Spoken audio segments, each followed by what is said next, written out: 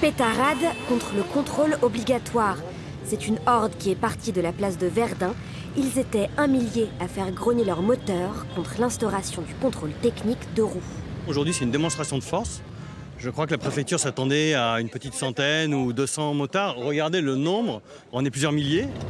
La mesure entre en vigueur à partir du 15 avril, 69 € tous les 3 ans pour contrôler jantes, freins ou encore guidon. Pour ces motards, la mesure est absurde. Eux sont de loin les mieux placés pour soigner leur destrier.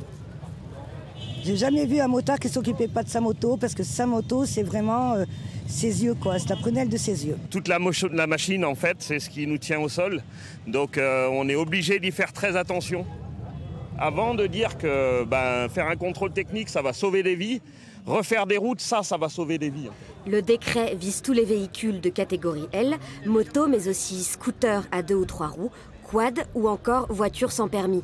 L'objectif, réduire les accidents, mais aussi traquer les véhicules débridés et limiter les nuisances sonores. 3 à 4 millions de conducteurs seraient concernés, et pas seulement les motards.